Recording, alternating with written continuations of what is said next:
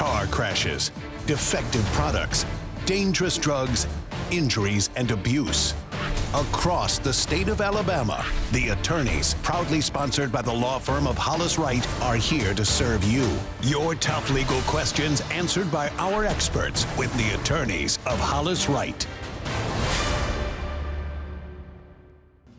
Thank you for joining us once again this week on The Attorneys, and thank you for having us in your household for the last 11 years to answer questions related to legal topics that may matter to you and to your community. As always, this show is better when our viewing audience gets involved in the show, and we simply give you contact information to call us at 844-LAW-TALK. There's a text number that will be on your screen throughout the show. And of course, Hollis Wright is always available through social media on Instagram and Facebook and Twitter to the extent that you've got legal related questions.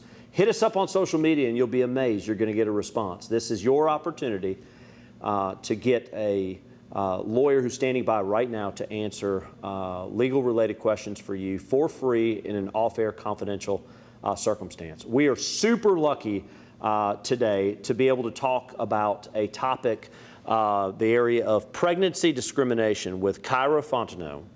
And Kyra is been on the show before. She is super educated in this area of the law, as well as some employment-related issues that our firm works with her on. And so we're super excited to have you on to talk about this really pertinent topic, pregnancy discrimination in the workplace. Thanks for having me. Absolutely. Yeah. All right, so tell us just a little bit about your firm and kind of how you got involved in this area, because not every lawyer in the world does this type. You got to understand this to know how to do it correctly for people. So tell us a little bit about how you got involved in this and a little bit about your firm. Yeah, so I've been a lawyer for, 17 years now. I have been mostly helping the public for most of my career. I started off as a defense attorney, but moved into the right side. Guilty. I did too. Don't worry. Moved into the right side, but I've always really loved working for employees. And so primarily I practice in the area of employment discrimination law. We do a little bit of wage theft, but a lot of employment law, helping folks who are wronged when they're at work. I work for Barrett and Farahani. It's an Atlanta-based firm, but we just opened our Birmingham office. I head the Birmingham office, and we exclusively help employees who have been wronged at work.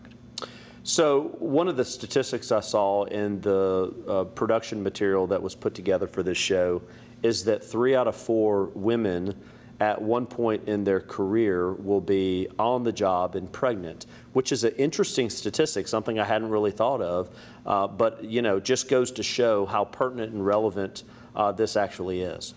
Yeah, I mean, as we have grown up, I mean, I'm Gen X, so things were very different when I grew up. But as time has progressed, more women have been going to college, more women have been joining the workforce because of economic forces.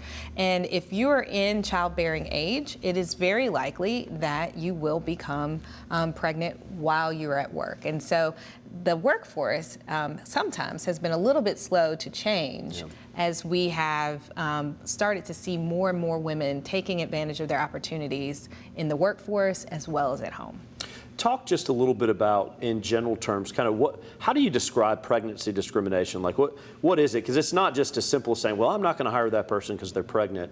What is the topic of pregnancy discrimination? There's a couple different areas of pregnancy discrimination. First, there is what you're talking about. We just won't hire you. A lot of women also find that they are fired when they're already on the job, but they develop pregnancy or pregnancy complications when they ask for an accommodation. A lot of people don't know that if you have a job, you can ask for a pregnancy accommodation. Maybe your job involves, lifting heavy weights. Maybe you'll need some assistance to do that towards the end of your pregnancy. Maybe you need to go to doctor's appointments.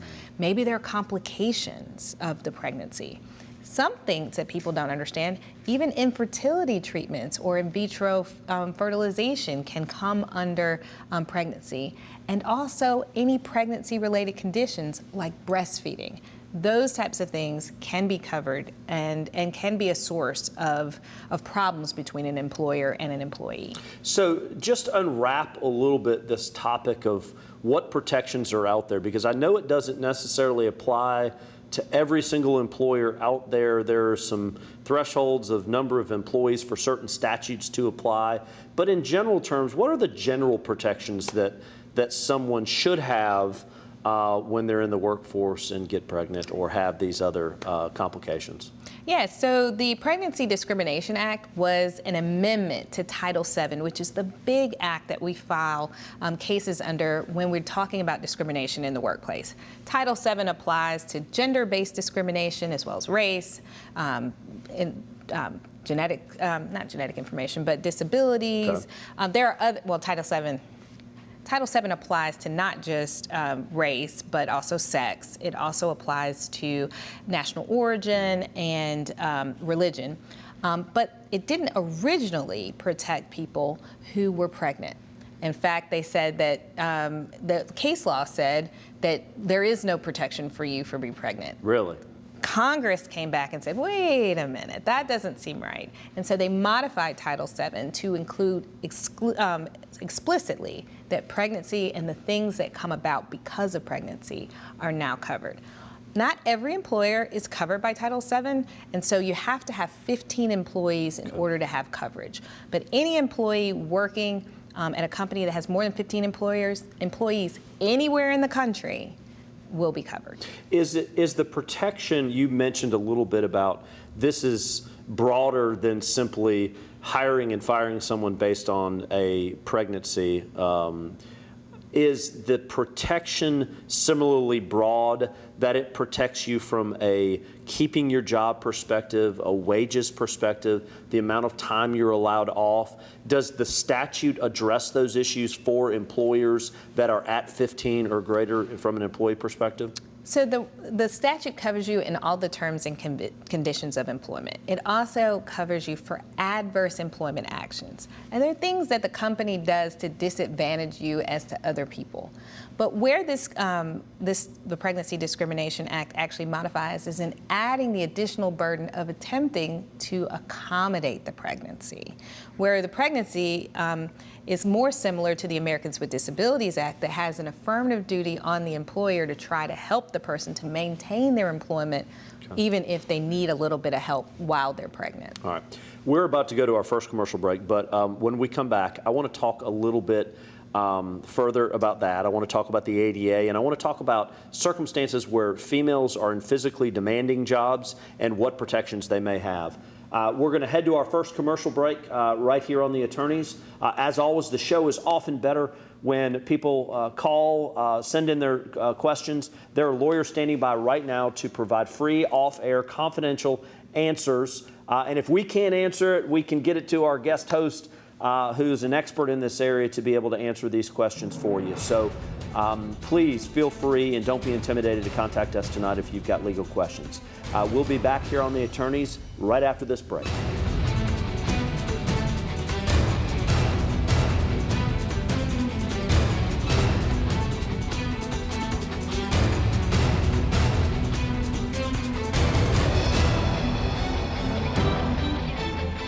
I'm Josh Wright with the law firm of Hollis, Wright, a personal injury law firm, and thank you for watching The Attorneys. We hope you, a friend, or a loved one never needs legal counsel for a case. But if you do, the goal of the show is simple: to provide answers and legal counsel when you need it the most. Your call to the show is free and off-air.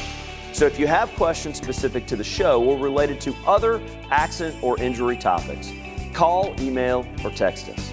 You can also follow us on Facebook, Twitter, Instagram, and YouTube, or go to hollis-wright.com and click on the Contact Us button. We know your time is valuable, so thank you for spending it with us and watching The Attorneys. The Attorneys, proudly sponsored by the law firm of Hollis Wright, are here to serve you.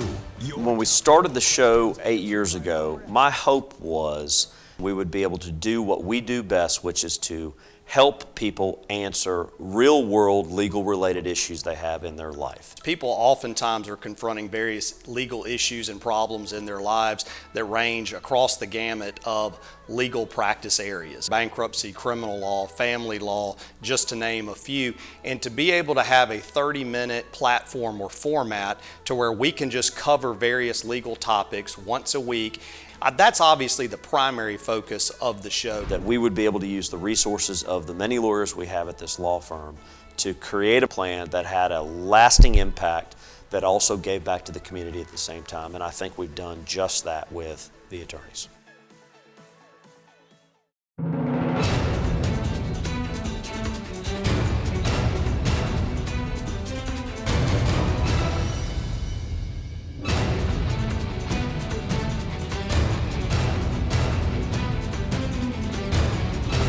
Welcome back here to the attorneys, and thank you for being with us tonight. You've still got times to get your questions in to the extent that you'd like to call us. The number's there on your screen, 844-LAW-TALK.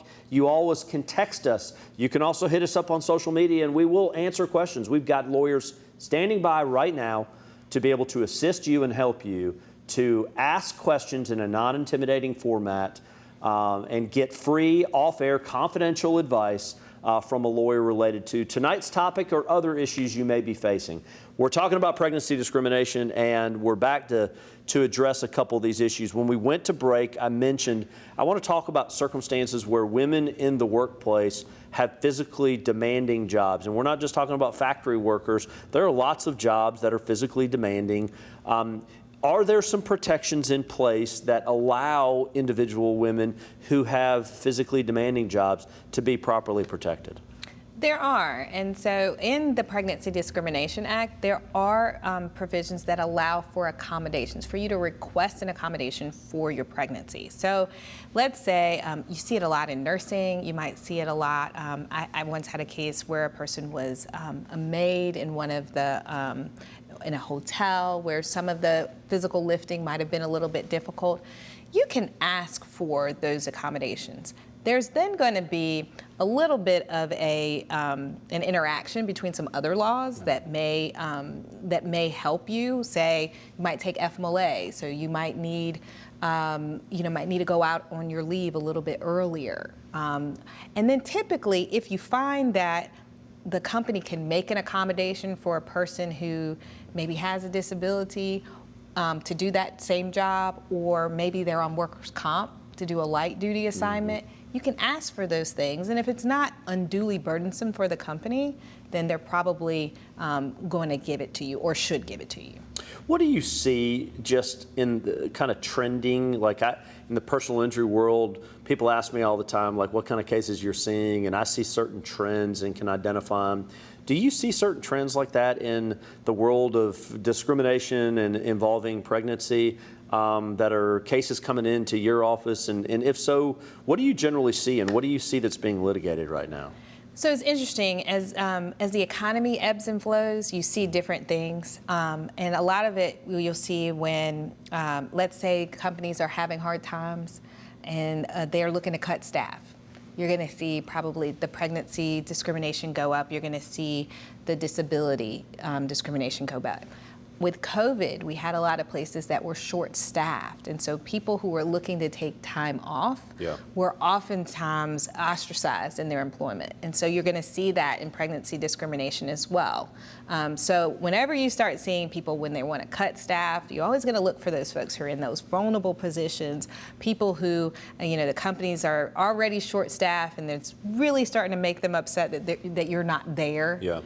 That's when you're going to see that. You made an interesting point that I was listening at the very beginning of the show, that some companies have been slow to transition to understand that there are accommodations that can be provided and under the law should be provided. Is that a trend too? Like, are companies starting to come around where you're seeing, all right, hey, there are companies starting to do it more the right way than traditionally you've seen? Or do you still think it's industry-based or sector-based? Those types of things? Yeah, I think size of the company matters a lot in that analysis. Larger companies who are feeling the crunch of trying to find employees are becoming more employee friendly in some respects. I think COVID changed a lot for us. Yeah. finding interesting work arrangements, people being able to work from home while their children were sitting there, which seemed 10 years ago to be like out of the question. I remember work from home arrangements used to say, well, your children have to be somewhere else, That's right. you know, and now, you see kids running in and out of Zoom meetings. People being asking for work from home arrangements is much more common now, and companies are now figuring out how to grant those. You know, I'm a big believer, this gets a little more philosophical than your topic, but I think you can understand it. I'm a big believer that continuity is a key to success in business. And one of the ways to maintain continuity is to have employees that really enjoy working for you and feel valued. And to me, this is just a little microcosm of a way that you can make employees feel really welcome at your firm, that you are all over the fact that someone's pregnant, let's go, let's celebrate this, we're gonna make it work, we'll gap fill as a firm, you're good to go, we can't wait to get you back. To me, it is a way for a business really to do it the right way, to create some level of continuity where people want to stick around for a long time. I think one of the biggest problems that businesses face right now is we're in a free agent economy with employees. It's hard to retain people. It's hard to train people. And employers that are smart are figuring out that, we need to readjust the balance. Yeah. We're asking a lot of employees, we need to give something back. And this is a simple way. And I think the other part about this is, we're talking about women in pregnancy, but now men are now expecting or being expected to provide more support at home than they once were. And so companies are having to be more cognizant of the whole human, the family unit, and what they want if they want to keep employees. So a question that we often get when we do this topic is, I'm now pregnant, I'm afraid to tell my boss. Do I have a responsibility to tell my boss? Or it is, I'm interviewing for a job. Do I have a duty to tell them that I'm pregnant? How do you generally answer that? Well, they shouldn't ask, right? That should be information that you provide, and you should feel comfortable to provide it. Typically, if we're looking to actually substantiate a claim, the first thing that we have to be able to establish is that they knew you were pregnant. And so it's much more difficult for me to prove the claim if you've never told them that you're actually pregnant and they take action against you. And so what that really kind of leaves them to do is, at some point, being pregnant becomes somewhat obvious, right? Yeah. And so they may take action against you, which is about your pregnancy, but because you haven't told them you're pregnant, they can say, well, I didn't even know she was pregnant. So a lot of that is, the litigation is fact-driven. It really is fact-driven. Yes. All right, we're getting ready to go to commercial break, our last commercial break of the night, but when we come back, I want to talk a little bit about what type of recovery someone can get if they're successful in proving they've been discriminated on from a pregnancy perspective. We're here with Kyra, and we're going to be talking more about pregnancy discrimination when we come back. Please remember, you still got time to get your calls, your texts into the show if you have a legal-related issue related to this topic or other topics that may be unrelated to tonight's show. We've got lawyers standing by right now for a free off-air consultation that you can have. We'll be back right after this break with the attorneys.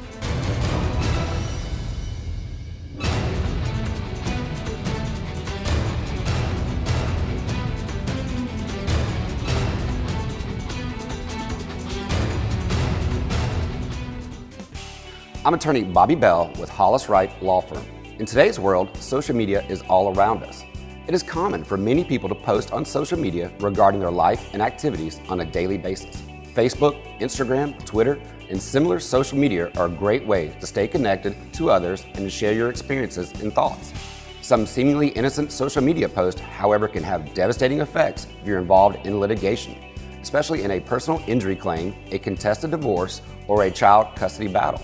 Courts regularly allow adverse parties access to the other side's social media accounts, allowing relevant posts to be presented as evidence. These rules have allowed social media to become a hotbed of information in the litigation world.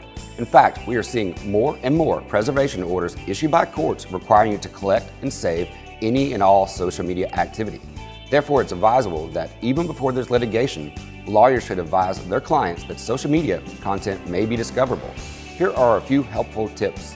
1. Do not post anything about the case. This includes posts regarding conversations or meetings with your attorneys, remarks about your injuries, Negative remarks about the opposing party. Do not post anything you would not want read in open court to either a judge or jury. 2. Avoid new friend requests from people you do not know. Many law firms and insurance offices may attempt to have employees follow you on social media in an attempt to gain information. 3. Limit adding new photos, check-ins, photo tagging, etc. Seemingly innocent posts may be used against you. Regular check-ins at restaurants, parties, or other events with friends can cast doubt on any claims of loss of enjoyment of life, pain and suffering, or emotional distress, since you appear to be living life as usual. 4. Increase your privacy settings. Many social media sites frequently update and change their privacy settings. In the litigation context, it is possible you may have to preserve and present anything you posted. Therefore, we encourage you to be smart and careful when using social media. Please remember, your call, email, or text to the attorneys is free. All of us at Hollis Wright want to help answer your questions on real issues you face. Remember, a competent lawyer will respond to every question you send in. That's our pledge and promise to you. Thanks for watching The Attorneys on WBTM 13.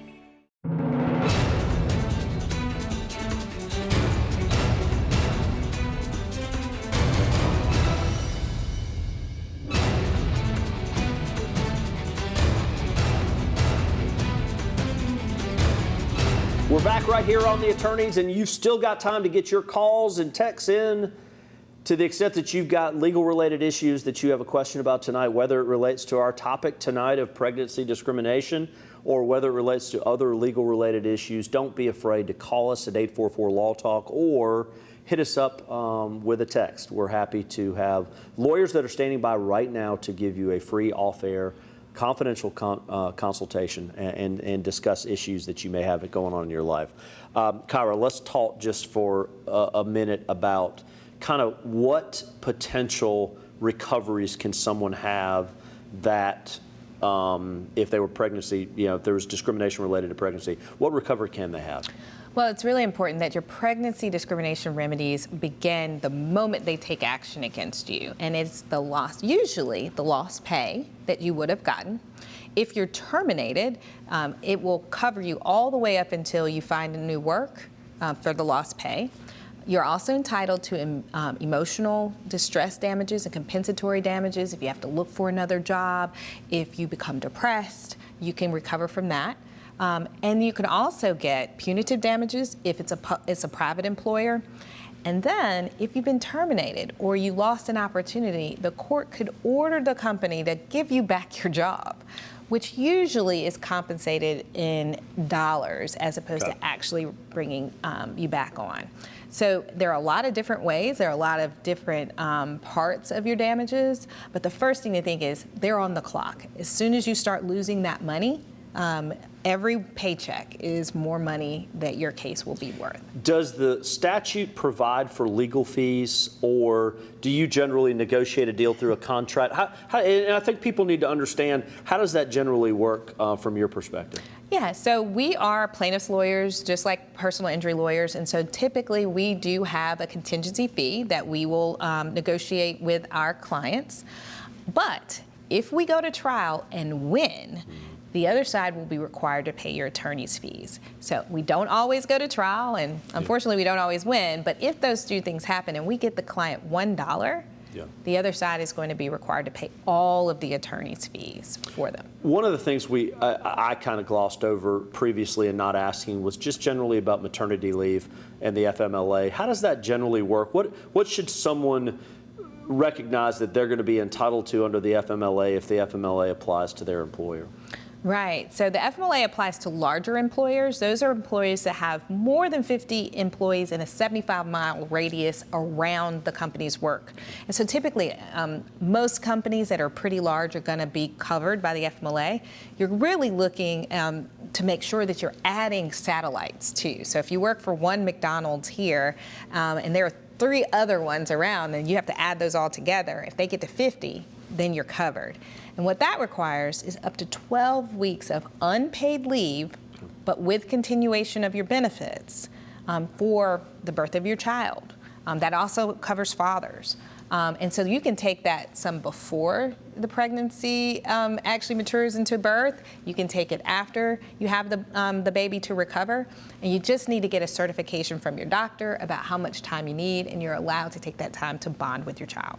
Does the PDA, the Pregnancy Discrimination Act that we talked about earlier, does it impact maternity time and time you're entitled to be off if you're 15 employees as opposed to 50? Kind of how does that work?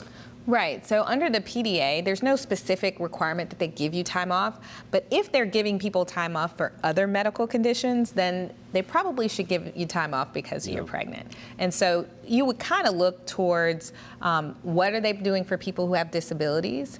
You might also be looking towards whether you also have a disability with your pregnancy. So when I was pregnant, I had diabetes. Well, now I have a disability and I have a pregnancy. And so you may be qualifying under other statutes. What do you recommend for women that are in this circumstance? You know, is it, look, you need to have a relationship with whoever's in charge of your human resources or your boss to have expectations of kind of what your future is going to be there at the firm? I mean, is it communication? I mean, is that really one of the keys here?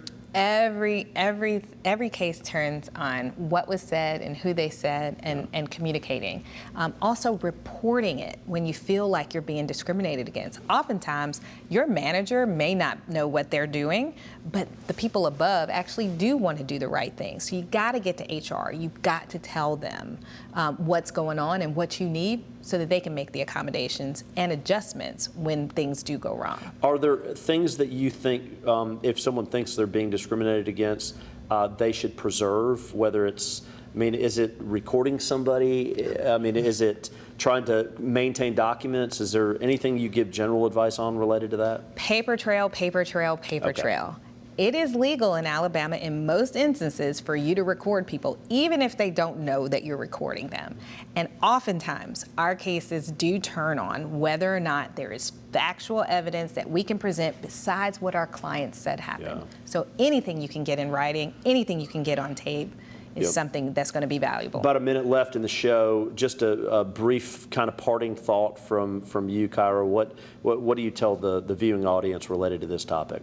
I think it's important for our all our employees out there to understand that there are laws that protect you, but you've got to protect yourself. You have to report it.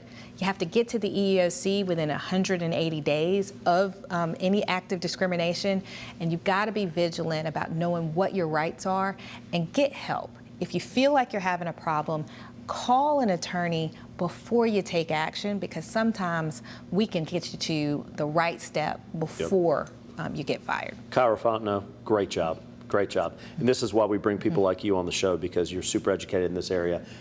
Thank you for being with us this week. Another week of the attorneys. As always, we'll be here throughout the week if you've got legal related questions.